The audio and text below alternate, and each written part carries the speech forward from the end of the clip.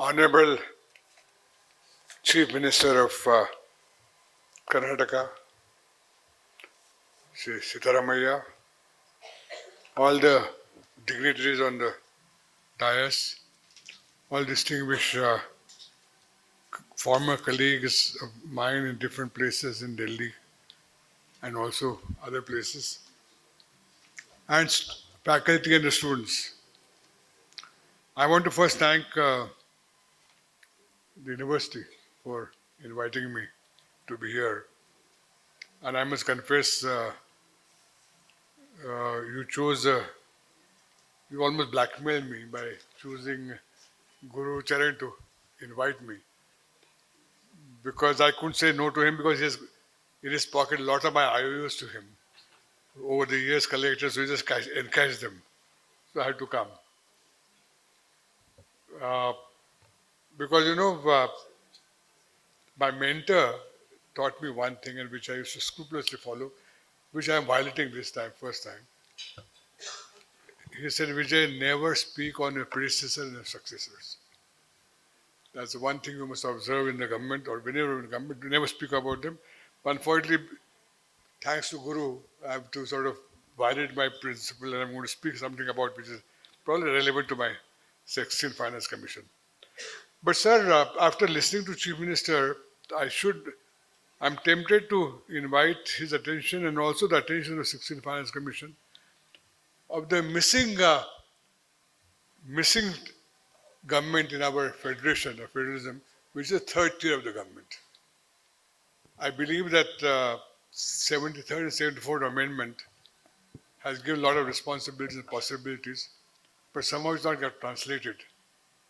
And I do believe that 16th Finance Commission can, and with the leadership of our distinguished Chief Minister and others, can take a major advance on Murthy Garu mentioned about the problem of urbanization.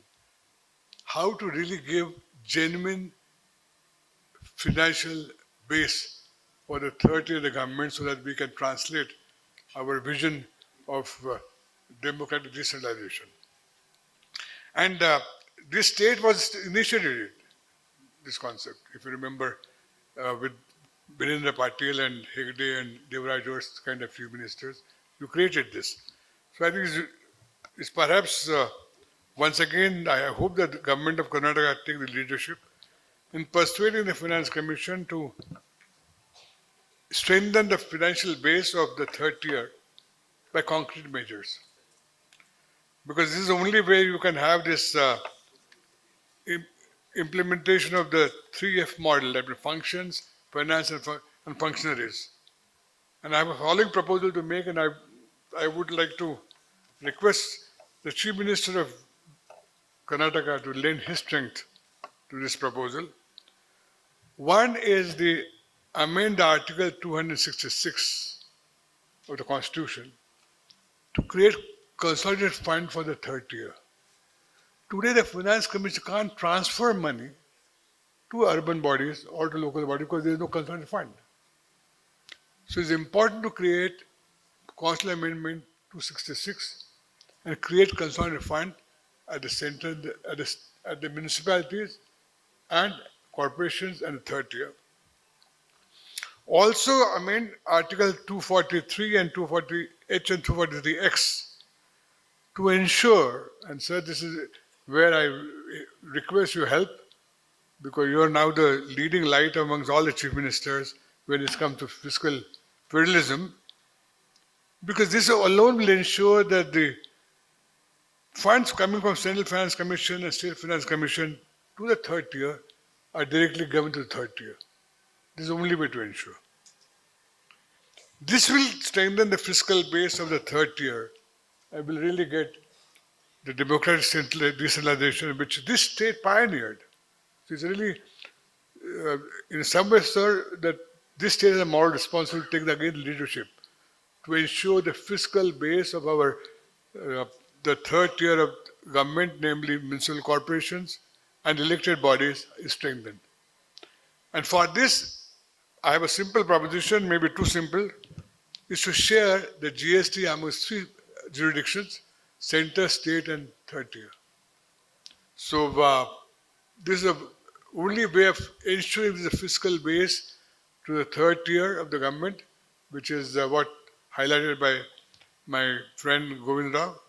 But if we want to walk the talk of really enriching our democracy and federalism, sir, this is one area in which I would appeal to the Karnataka government to take leadership in this and persuade the Finance Commission to empower the third tier. Other limited point I want to make is really endorse what the Chief Minister said about Finance Commission to need to look at the intra-state inequalities. You're absolutely right. Sir, I had your colleague Prithviraj Chavan, when he was the Chief Minister of Maharashtra, he asked me to chair and study this problem for Maharashtra. And we were benefited by the report paper by, I think, Professor Nanjappa, who chaired the committee for Karnataka. And Maharashtra is exactly the same problem. Vidarbha, Marathwada is so far removed from Bombay city and it creates enormous imbalances.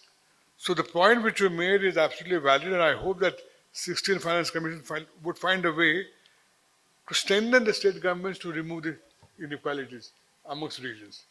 So I would just endorse to what we have said, and I hope that 16 Finance Commission and your state submission to 16 Finance Commission will bring up this point about intra-state inequalities and the role that state finance commission can play. So I would not take more of our time because CM has already covered all other important points which I would have liked to mention. But on this third tier, empowerment is to my mind the most important contribution the 16th Finance Commission can make to strengthen India's model of cooperative federalism. Because without that, the problems of cities like Bangalore, I'm afraid, are not easy to solve. And I would appeal the Chief Minister's presence here, the state government of Karnataka, to take leadership to amend the constitution, propose a constitutional amendment 266, 243 and 240H. So with this, I want to conclude my remarks once again thanking this university for inviting me to this very important conference. And I think fortunately we have a very outstanding person as the chairman of the Finance Commission, Professor Pangaria, who used to be the earlier head of first chairman of Niti Aayog. So I look forward to seeing the report of the 16th Finance Commission. I'm sure it will be improvement for all of you's benefit. I want to give you a simple additional interesting fact. I studied all the finance commissions so far, and I have noticed all even number of finance commissions, including the 14th commission which Govinda was there, they're always very good. They're always pro-states.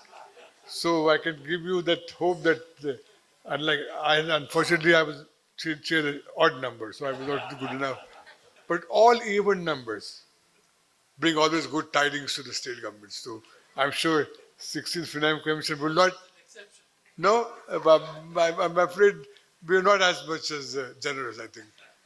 But I'm sure the 16th Finance Commission will be far sort of careful and will be helpful to our states, because I do believe that it can play a very important role. So with this brief remarks, I want to conclude with once more thanking the university and thanking the Chief Minister for taking his time and showing how important it is.